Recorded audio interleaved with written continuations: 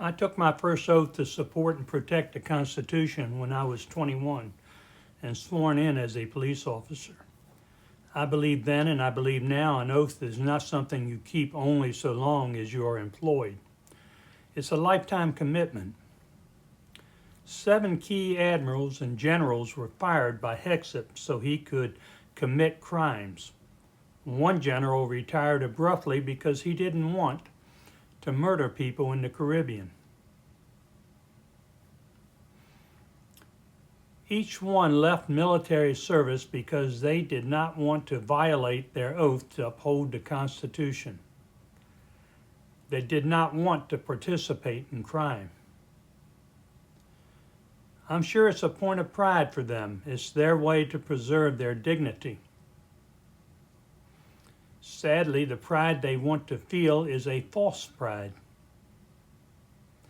Each one took a solemn oath to protect us and the Constitution. Leaving the job is an abandonment of us and a violation of their oath. Fighting domestic enemies is a specific requirement found in the oath they took. Simply walking away is not allowed, and it's not honorable. These officers who have been fired by Hexit, along with those who retired to avoid participating in crime, need to get back in the game. Illegal orders relieve a superior of the power to dismiss. This elementary rule applies all the way up the ladder of command. If this were not true, how else can illegal acts of murder in the Caribbean or the unlawful invasion of Greenland be prevented? In a previous video, I explained how the Uniform Code of Military Justice was changed by Congress to expand its coverage from military personnel to include component parts, which definitely brings the Secretary of Defense and possibly the President into its purview. I'm not advocating a military coup. I'm simply pointing out that military officers have a duty to say no. They have a duty to arrest Hexit. A president forfeits his authority as commander-in-chief the moment he abandons the rule of law, which this president has so clearly done.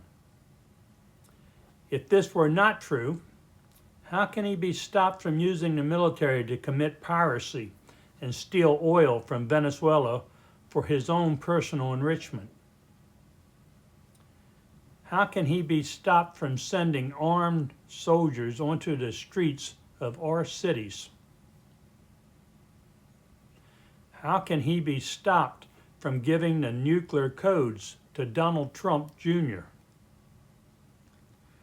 Current military officers owe us a duty to arrest Hexit and any officer enlisted by him to carry on his criminal acts. They have a duty to refuse instructions from Trump to free those criminals. They have a duty to bring them to trial before a court-martial. These officers willing to save democracy should remember what taco means. Trump always chickens out.